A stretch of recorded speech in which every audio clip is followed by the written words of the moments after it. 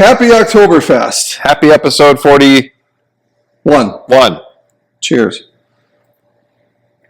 How are you, champions? Welcome back, champions. Jay, Damien. Warsteiner, special guest. Oktoberfest edition. Yep. Available at 4 ingredients. Costco. Shout out Costco.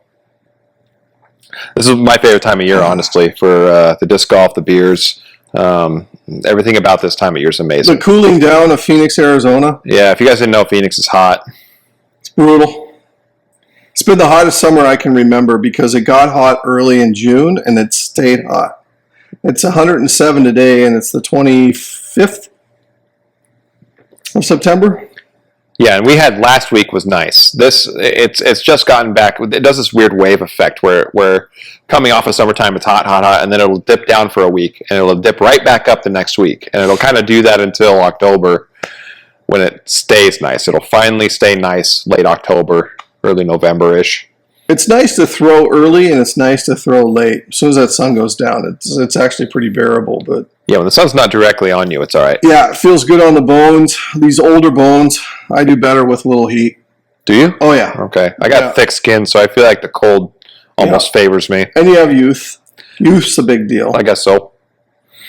Youth's a big deal. Can I bring up Kat? Talking about the youth? Yeah, let's talk about Kat and her ball drops today. Her coffee, the naming of her coffee was terrible. And I understand it's Kat. What was it? It was Kat. It's Kat's. Kat's Crazy Coffee. No, it's right? Kat's Crack. Crack? Coffee Crack? Coffee Crack. I thought it was Crazy Coffee. Is it Crazy Coffee? I don't know. Well, it's all K's. It had me rolling. I was laughing so hard, and not for being. I'm not a racist in any way, but like she didn't know. It was an honest mistake, and it's just so funny to see that because you see it all the time. People accidentally post something. Yeah, but at some point, okay, look, you're a professional athlete. You have sponsorship. Innova sponsors her, and she's out there earning other side hustles, right, of income, which is disc golf is very common, and no one faults her for that. But at some point, you have to use your head and understand that you think this is all in place and it's cool and it may be very innocent, but you should be. Who's helping bounce ideas around with her? Obviously, somebody must have saw a red flag at some point, right? Like, that's got some connotation to that. She put it out there without anyone red flagging it, and that's not good. So she caught a lot of flack when she put it out there. That was the trial. Was, hey guys, come try Kat's coffee. Look at all the K's. Well, it's really interesting. I have a friend that's in the coffee business, and that's not an easy thing to do to sort of get the roasting and which one sort of is your vibe and sort of all of that. And so I don't know when she's on the road and how all that pieces together, but obviously she's been able to do it or get something done that is close enough to what she thinks is like the best tasting coffee, right? So, but I don't know. In my opinion, things like that are better, are good, but it's better if you have a team and someone that can help keep promoting your brand in a way that's sort of connected in all the things that you do.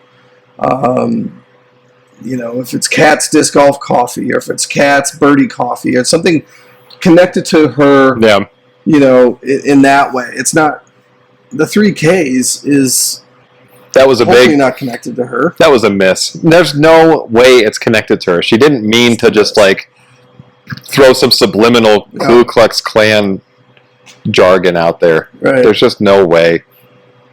Yeah. I don't know. Where's Nico in all this? Yeah, I don't know if it might have been Nico's idea, and he's the subliminal one. He's had the controversy too with his disc brand, and where the profits are going, and it's sort of working against the whole thing with Natalie Ryan, and so I think that's where people maybe are connecting dots. Well, that's sort of like wham and then wham. That's tough. So that's not helping either. But look, did she get second in Worlds or third? She had a podium, didn't she? She was up there, yeah. Did she take second? If you're getting that sort of recognition globally, you have to start growing up. Okay? It's business. These are business people. And Innova's not going to be happy if it's always a party. I've said that 1,000 times. The sport, if it wants to elevate itself and it wants to get more money into it, it has to stop being a party. And I do think a lot of it, I know they get tired at the end of the year, and I don't blame them. Look, hell yeah. But also there's a lot of eyes on this, and you're trying to get investors into the sport, and you're talking about one of your top female performers in your brand, Innova, and she's out there side hustling a product that is potentially damaging. Yeah. Because your name's... Oops. Yeah, it's an oops. That's an oops. You're not out there independently doing this. She is. Who cares? But she's not. I promise you that coffee's not paying her bills week in, week out. So that was my only thing with this whole thing. Okay. Okay? I don't want to elaborate any further on it. I honestly don't care. But I do think that if you're a disc golfer and look, it's going to get harder and harder in these coming years to get the kind of money you need to stay out on tour. And you're going to have to look at things outside of disc manufacturing, right? We've exhausted that topic. Yep. All right, and I'm sorry that I have. But it just seems like when these opportunities do present themselves, like this coffee thing, this happens. Yeah. Because there isn't enough pressure on the fact that this has to be really good. It's just, it's fun and look at clever and grow up. Okay? Grow up. You're one of the best disc golfers in the world. You just almost won the doggone Worlds. You can't. Something has to click to where the maturity level goes up, and I'm sure it will. And I'm sure it will. But we're just trying to help the sport. All right. So the more players that we get on tour, the more they're going to have to seek the outside sponsorship. They're going to have to because that's where we're going to see a real growth in the professional community. Yes. And with that will come the evolution of that extra step of professionalism. I think. We'll throw a picture up of this if you haven't seen it on your social feeds, but it's out there and it's real. And so anyway, I was just going to bring that up. I think, too, the other thing I wanted to mention early on was I'm not sure I understand playoffs in a lot of sports. Like NASCAR is one. I used to really enjoy NASCAR when I lived in Atlanta because we had the Atlanta track, and then I went down to the 500, and I go to Talladega, I go to Bristol, Charlotte, all these great racetracks back 15, 20 years ago. And then they added these playoffs to because the NFL playoffs are great and the NHL playoffs are maybe the best of any sport. And the NBA and Major League Baseball like the World Series, right? So you have to narrow it up for a winner at the end of the year. I don't think disc golf needs it. I don't think golf needs it. Does golf do it too? Huh? Does golf do it too? Golf does it too, and they put so much money into it. It's called the FedEx Cup. They put so much money into it to keep the players interested long enough and to beat themselves up by the end of the year that no one gives a shit. They just don't. Yeah. They don't. They care about the majors at the end of the year. Who won the majors? They don't care about the other. It's a nice check. We've got one sitting up there, and we got a trophy right here too. Yeah. But that was a Pro Tour championship, so that's what I mean. kind That's of a bigger playoff. deal. Yeah. It's the playoff. So it should be something different than that. And it sort of goes with the All-Star thing at the beginning of the year. I don't see any point in the All-Star thing. It makes no sense to me. I think your solution to the All-Star event was actually the best solution I've heard because it is kind of a problem. Who cares about the All-Star event? A way to make it better would be to do what you suggested, which was awesome. Which was what? I don't remember. Doggone it. We're going to have to go back there and edit that in. But we'll do that because I was thinking about that, believe it or not, on the drive here, that I thought that solution was a good solution. So instead of it being, it had to do with lead cards or something like that to start the year. Well, there was something that you earned the title of All-Star, and you would wear that badge for the rest of the year because you earned it from like the last season or something. Yes. There was something to do with that. Yes. Kind of like the Tour Championship. And there were some privileges that come with being an All-Star. Right. Because you're at the top of the game. So the next year you get privileges that others don't get because you're an All-Star. And you carry it through early, and you keep everyone there for that Sunday. Then you have a ceremony, and everyone gets crowned. Player of the Year, Rookie of the Year, all that stuff gets done. And then you announce who's the All-Stars based on the points. Because I think that's how All-Stars are picked. It's based on points. It's not a popularity contest, right? Oh, I'm pretty sure it was a popularity contest. Well, it should be. It was like a voting, who do you want to see at the All-Stars? Okay. Well, that's another problem in my book. It should be your top finishers are the All-Stars. They're the best players for that year. They earned the spot. So I think they should change it to that. And if you're the top 6 or the top 7 or top 8, that next year you get your All-Star disc because you're a part of the All-Star team. There you go. And you get to push that out all year. And if you're a manufacturer, and let's say you're going from one manufacturer to another, well, that 1 year with that when you did it as an All-Star doesn't go with you. So there's some incentive for manufacturers to keep the player, and that would certainly work in the player's favor. Well, that's better branding, right. more awareness, right? Higher quality of. He's going to be an All-Star. He gets his All-Star disc. Yeah. All this stuff goes out.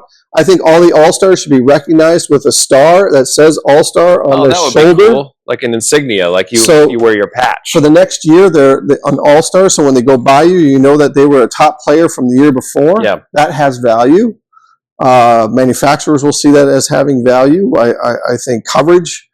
I think they should earn. If you're an All-Star, I think the first, which would be this weekend coming up at Olympus, the All-Stars are all on the cards with coverage.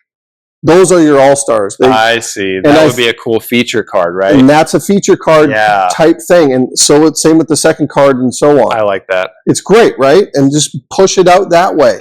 Don't have this All-Star anything. Just put these guys on a pedestal for the next season. That restructure would be huge. It would be great. And I think they would really appreciate it. It gives them a chance. What's the one thing disc golfers, they don't need more reps. They need more cash. They need more opportunities. To take it a little more serious. Take that and put it in a better place for them to make more money for themselves. Yeah. I think that goes a lot. And they could be swag wrapped around that. There'd be disc wrapped around that. I think it's something to really consider. And I also think that they should have, not just on the first tournament, that they go out as All-Stars, in the round 1 at least, and then it is what it is after that, right? After you're playing, it mixes back up. But I also think it should carry into 3 elite tournaments. Not all of them, but everyone gets a card throughout the year where you're interesting. Okay. You're guaranteed to be in that final card first day. Yeah. So you know you're on coverage because you're an All-Star. That's sort of one of the perks. You've earned the coverage. That's a pretty cool way to do it. That's a great way, because I know there's some incentives with some players that the more coverage they get, the more incentive there are. So if you're an All-Star, boom, you know you're getting it. I would like to loop back just to what you said about the Tour Championship and doing the presentation right after that. That goes back to what Brody Smith said, is why did we have to wait 3 months? For all the way, he was right. Yeah, and because we were all confused too. I was like, "What? Why is this happening now? Why is this being put in front of me now?" Of course, Kristen Tatar was. We knew that ages ago. Right. She was the Player of the Year. Yeah, duh. Yeah, you don't even make it a thing, and everyone's there, and it should be a big celebration, and then let everyone go home and just do their off season the way they want to do their off season. But it's wrapped up. The bow's on it. You know who your best players are. You know who's in the All-Stars for the next season. Yeah. It's all done. You break the champagne bottle. See you back. Voyage. See you back at Olympus in 3.5 months or whatever it is. Enjoy your time. Boom. Done. Carry it through the year. Yeah. Yes, it was something along those lines. And that's the way it should be. And this whole thing with playoffs in sports that aren't teams doesn't work. It doesn't work in NASCAR. It doesn't work in golf. And it doesn't work in disc golf. And I wish they would stop it, because honestly, when I heard that some of the guys that weren't qualified to play in the playoffs were asked to come play in the playoffs to sort of fill the field out. Yeah. you've got a problem. Yeah. You know your idea isn't 100% sort of buttoned up. So what do you do about that? I just think you just have your tournaments. It's a little Warsteiner, yeah. It's good beer. You have your tournaments and you leave it at that. It's the end of the year. This is the last year. Maybe there's a bigger finale. If it's United States Disc Golf Championship and that's the year-end finale, fantastic. I mean, fantastic. How about one more tournament or something that invites all the people that won like major A's around the country? Give them a chance to come in and play with the pros. That's a real fun idea. Now you've incorporated everyone that's done really well locally into a national event. Right. And the PGA Tour, the Disc Golf Pro Tour is help funding that with this money that they have. Because again, at the end of the day, it's the top guys. They're all tired. They all tell us they're tired. And we don't want to see it. We honestly don't. I'd rather see some fresh faces playing with the best in the world and see how they do. Yeah. And sort of give them some credit and some ambition to keep pushing. That's kind of like forward. What the Q Series has done, but more so for a tour card so they could have the full year. It would be cool to have that one event where it is an invitational. Yeah. Yeah. And maybe end it on a bigger note like that. Or the U.S. DGC is that end. Yeah. And that's it. Great. You're the champion. You're the United States champion. Boom. Thumbs up. Next season. Mm-hmm. I don't, because no one even attended. I don't, when Ricky won back to back, but last year when he was on 18, I was so disappointed that there was no one wrapped around 18 to watch him come in and win that. Yeah. And it came down to a last couple of shots. Yeah. So it wasn't like it was a walk away. So isn't that a red flag? Yeah. In interest, in cost, in location, in all of those things? A lot going on in this part of the world. Yeah, check it out. And the clubs in the Valley put on some good winter events. From the Memorial to the Big Arm to the Fall Classic to I'm starting to see some really good progress in all of those in terms of attendees and quality of attendees. Yep. Pretty great. And I know there's going to be some coverage on all that stuff too. And so hopefully, we get Terry Miller's group out here or one of the others, even if we do it ourselves again. We're currently talking to people to try to get some real deal coverage done of the tournament. For the Fall Classic. Because the Fall Classic was a joy last year, and the course looks better this year than it did last year. New baskets. The course is cleaner. The city's put a lot of work in. We've put a lot of work in. It's going to be a good event. We're talking about Sweetwater, which is in North Phoenix. Yeah. Off of the 17 in Cactus. Straight south of basically where we're sitting here. Yeah. It's a fun course. It's hard. It's tough. It's technical. It's long, which is fun. Yeah, for the desert, it's surprisingly technical. Yeah, like it really is. You have to hit lines out there, or you're in crazy bad places to throw in your second shots, or you're make a putt, or you're going OB. There's a lot of OB out there. OB. So, if you haven't registered for the Fall Classic, I think we got 55 signed up so far. So we've had like 10 this week, so it's filling pretty quick. Yeah, that's awesome. Speaking of Terry Miller, and I want to talk about commentary because I think we have to talk about it. Anybody that watches like the Premier League, they know how good commentary can be. These guys can pull out. Their passion really pulls out in their commentary. They are so excited about what is happening on the pitch.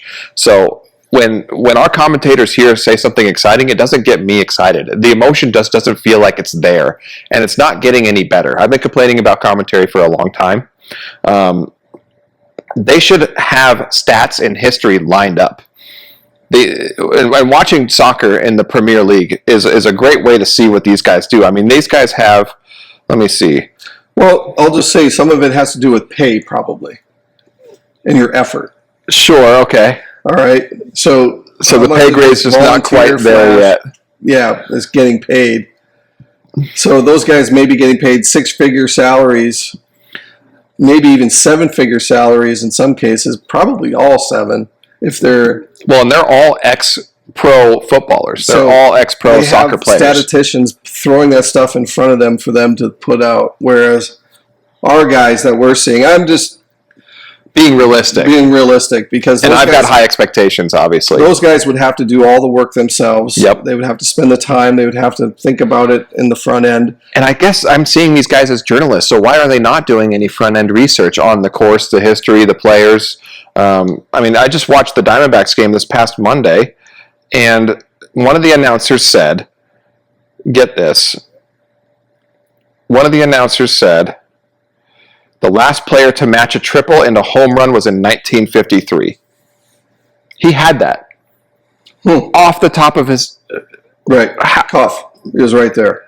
And somebody did it that night. It's like, how did you just have that in front of you? That's such a niche thing for it to happen. He's got staff. It's incredible. Right. So he probably has some manpower. They got interns that are just cooking on Google, and they're cooking on all those things. They're making it happen. They're sticking it in front of them. They're keeping that interest high. I noticed my dad was in that business. Okay.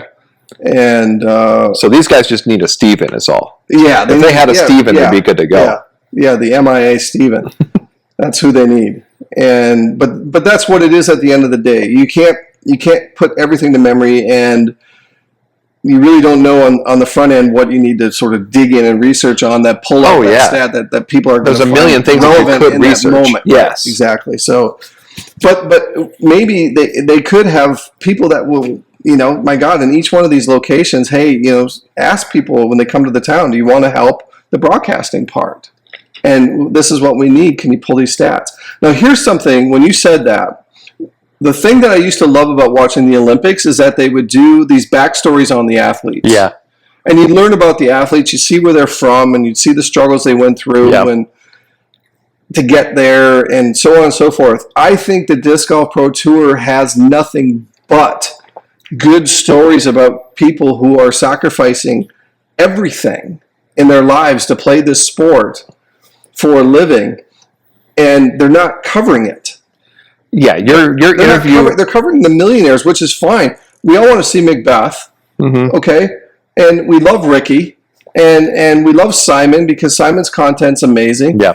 Those guys are, okay, fine. But what about the guy who's 80th to 40th? There's probably some insane, great stories as how they're making it happen each and every week. Yeah. And the sacrifices. And I think people would really appreciate seeing that struggle and then realizing that, hey, these guys aren't all getting $100,000 a year to throw frisbees. These guys are literally week to week. Yeah, exactly. Just making it happen. Week to week. Right. And I want to see more of that. I really do, because I think you're going to find companies that will find compassion in that and see the grit in that. Yes. And then maybe want to put their brand on someone that shows that kind of character. For sure. So that has that kind of resolve, right? That resolve. Yeah. There's a lot of resolve in disc golf, I believe. To your point, though, of those crazy stories, go back and watch his interview with Ricky. Ricky has the craziest story on how he went on the pro tour. He skipped his high school graduation to live out of his car, which was like a Honda Accord. And parents were not approving any of it. He's eating hotel breakfast that he's not staying at. He's getting chased out of hotels. He quit baseball. He sloughed off in baseball because he really believed in the sport and his ability to play it. And look at what happened. And how many people are on tour living that life right now? There's got to be a ton of them, because there's not a ton of money in the sport yet. Right. That's a great point. I think it is. That's awesome. I think, when you're looking at commentary and you're looking at these things that they're putting money into, and it seems to me like we can maybe drift away from that. I think people are less concerned about shot after shot after shot, because we were watching Jomez Pro for how many years? I loved Jomez Pro to death for the first 5 years I was playing disc golf. And it was great, and no one was complaining about those guys and what they were saying. It was amazing. It was amazing. Well, yeah, but here's the thing. Now it's live. It's a little different, so it's not, it's all off the cuff, which is hard to do. It takes a lot of talent to do that. Yeah. But I still think Nate Sexton was a commentator on this past tournament, and he did amazing. He was the best one of the bunch. He's incredible. He is, without probably having that training and background and going to college or whatever, he just has that charisma. He has that. He has the stats. He can articulate it in a way that you know who else is starting to get recognition on articulating disc golf really well is Goose. Oh. Him and Ezra started when Brody sort of slid out of the picture. Goose went in, and they started doing. And remember, I was telling you got to watch this. It's incredible preview of the course because these two, their personalities are coming out, but they're breaking it down in a way I want to listen. Yes, I really want to hear it because he's like, if I would design this hole, I would do this, I would do that, and I'm like, well, that makes a lot of sense. Instead of it's just this or it's that, and I don't like this or I don't like that. And that's another thing in disc golf. We've got to get away from the negativity. There's too much negativity that rises to the top of everything instead of it being the compliments. Because this is such a good community. Yeah. And there's so many good people, and there's so many good volunteers, and there's so much great going on. How does the negativity garbage seem to somehow get in there and dominate? And I know we started with Kat, and I'm mad at Kat because she didn't think through her process. But you gave a constructive feedback on it, though, too. It's not like you just slammed her and demanded pitchforks and torches, right? It's not about just slamming something. You gotta be more constructive. You can slam stuff as long as there's a good way to approach it. I had no idea what Reddit was. I went on Reddit and I was like, holy cow. Reddit's a rabbit hole. Is this where they hang out? This is like Einstein said, if you are negative energy all day long, then you're only going to attract negative energy because your body needs more of it to balance itself. To cycle, huh? So you don't get more positive with negative, you get more negative with negative. So you have to understand energy and flows of energy. If you're positive more often, you're going to get more positive back because your body's depleting the positive. And it's always a balance. So get to understand that. If you keep putting negative out in the world, you're going to get more negative back. It's a real thing. No, John Dunsworth, the great John Dunsworth, one of his last parting words was gratitude is the most powerful currency on the planet. Absolutely. Gratitude is huge. And it feels good. And it feels good to give, but it also feels good to say thank you. And to show someone you're appreciative of the fact that they put that event on. Being genuine. And they went through all the trouble of putting the lines out there for OB. Like, if you haven't done that shit, you don't know how hard it is. And I know this guy spent the last several hours yesterday in the 105-degree temperature putting lines out for the league and then for the tournament coming up. But he didn't have to do that. But he does it. And I don't know of anyone that goes around and actually says, hey, Jay, thanks for clarifying that area. That's always an OB problem. That hole number 7, always on Sweetwater. So, my God, it was crazy to see how you put all that together. It was flagged and lined, and it was perfect. It was really well done. It was lines. It wasn't spray on. It was actual lines. I'm growing up now. Screw using spray paint. String is the way to go. It might require a lot more work on the front end, but it is clean and precise. It's very definitive OB. You know if your disc is in or out. Yeah. It's really easy to spot. So string's the name. Anyway, enough of that. You guys get it. It's all good. We got a great sport. Frisbees are the coolest thing ever. I mean, could these Frisbees actually get any cooler? They're on their way, dude. Look what Discraft is doing. They're doing such cool stuff. Look what MVP's doing. Yeah. Well, that's the thing. If you were to pressure me, although the Stag is my favorite disc out of West Side right now. It's a great disc. If you were to pressure me, I would probably be an Innova man. it would be a toss-up between Innova and MVP, even though I probably have more West Side and the Trilogy products in my bag on a regular basis. I would probably still go with this first, that second, and that third if I had to go 100%. Okay. But at the same time, no, the choices are great. I know you love Discraft, and I think Discraft has done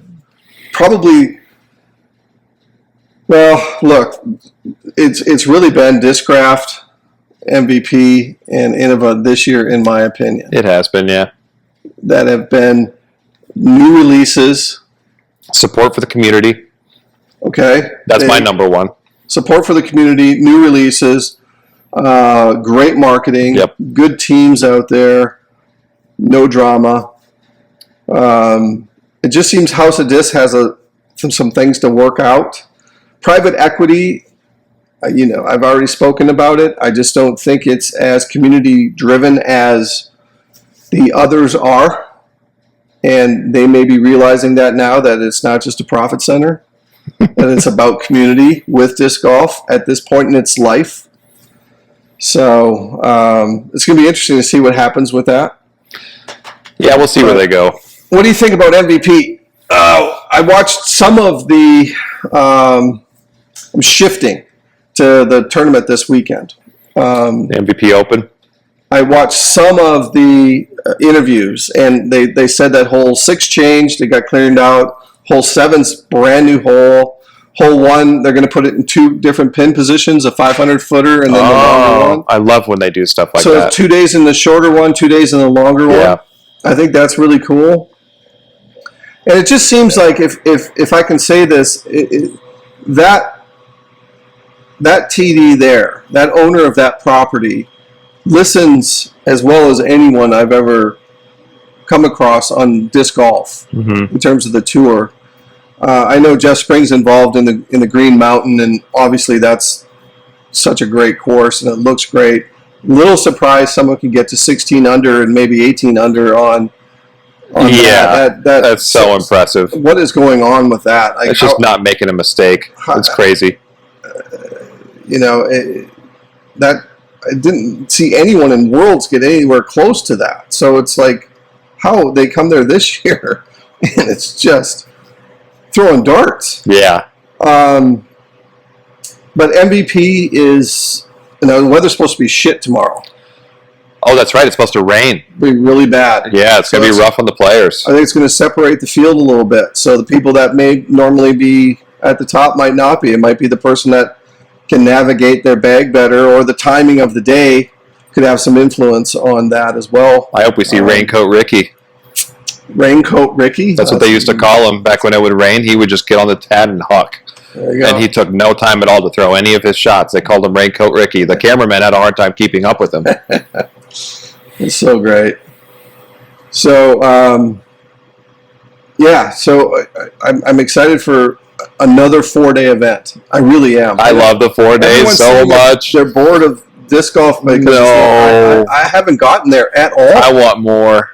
I'm going to go into, after the championship, I seriously, I go into maybe a little small depression. I'm sad. Yeah. Disc golf's not on. What do I do with my weekend? Yeah. Even though, we're playing here more and more because it's our best time of the year coming up. But, I want to watch it. I love watching disc golf. Yeah, I do too. Selfishly, we know the guys need to get some rest, heal up, take a nap, and all that. But so, are we just being talking heads like we always are? Yeah. Okay. We're just here to talk. Is there any discs that you want to talk about that came out that you're pretty impressed with? Well, I'm really impressed with the Maple Hill MVP stuff. So they're always, their triple foil game is so far above everybody else's. I think their designs are sick. Their discs are always sick. And again, just looking at what MVP's doing for the community, they're crushing it. They're really doing quite a lot for their players, which speaks volumes. The fact that they're allowing my store now brick and mortar exclusives, like this soft rhythm right here, You can only get this at a disc golf store that is in person. You can't just go online and buy this. You have to come to me and buy it. That supports me in a way that is so far head and shoulders above what most people are doing. And again, look at that triple foil stamp. How sick is that stamp? It's so freaking cool. Well, that's cool. Yeah, those are the only real new discs in right now. You know, we've got more on the way, of course. That feels good. What is that? That's a rhythm. 7.5 minus 2.1. So it reminds me of It reminds me of like an Underworld. And they got the time lapse under 170 grams. I got it down to like 154, I think. That one right there is 159. I picked it up earlier. I'm like, holy smokes. Yeah. You just want to huck it. Feels very huckable. It does for someone like me, because I throw pretty flat. And I know those are noticeably more understable, the Fission time lapses. They are way less torque resistant. So check those out when you're in the store. I thought the Defy was a great disc.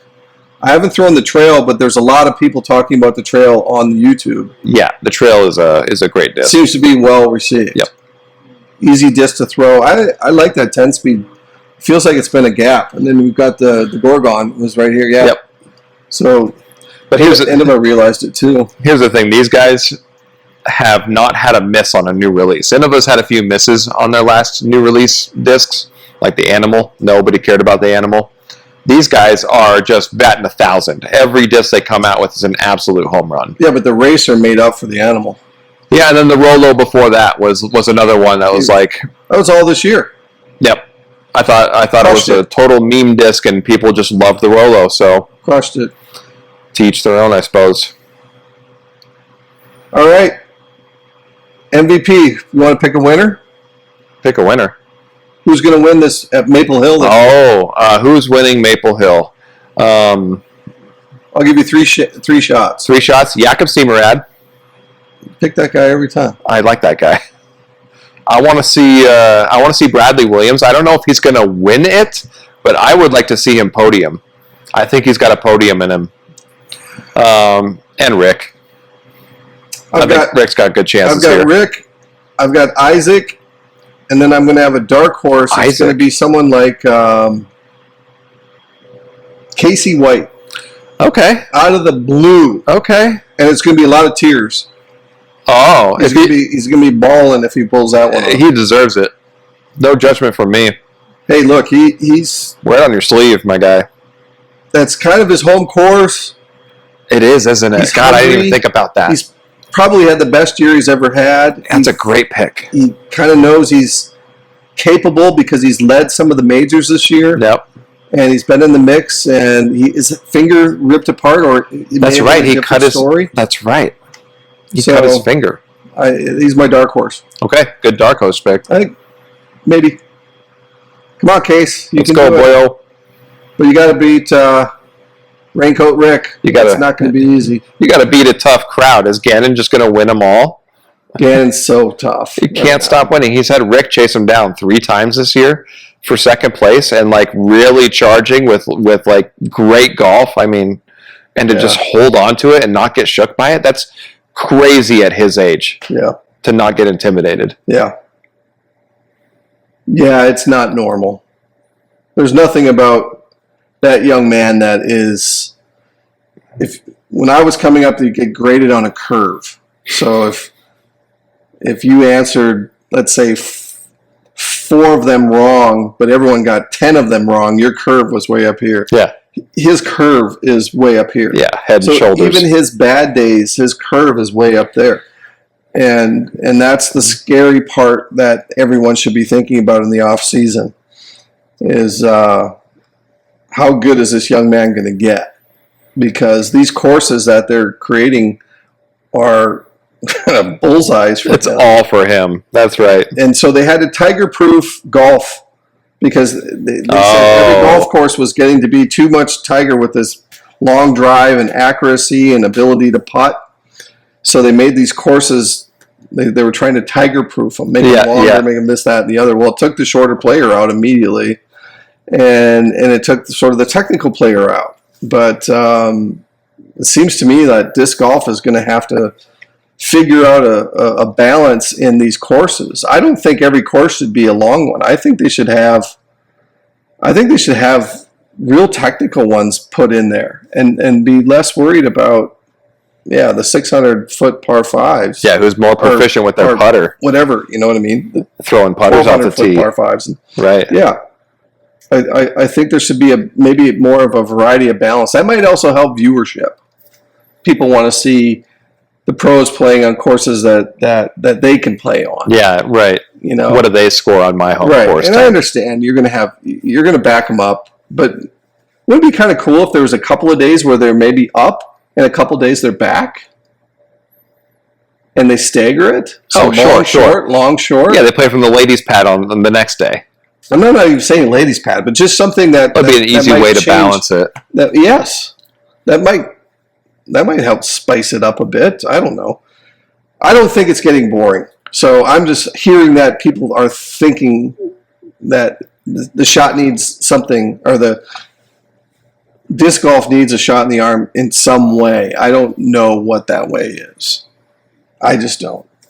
All right. It's probably all edited. You think so? I don't think that was that bad. I didn't think so either. But no one wants to hear me keep rambling on about stuff that I feel like I talk about every week, and I'm trying not to do that. But it's important because I keep seeing the same mistakes. Yeah. So best driver out there right now for me, Maya. That's a great disc. Maya's a great disc. And if you've never thrown any of Infinite's, I don't, Innova's making them, but that mold, I don't know where it came from, but that mold in particular is very similar to a Jet. Similar to a DD from Discmania? And very similar to a DD, but DD seems to be more...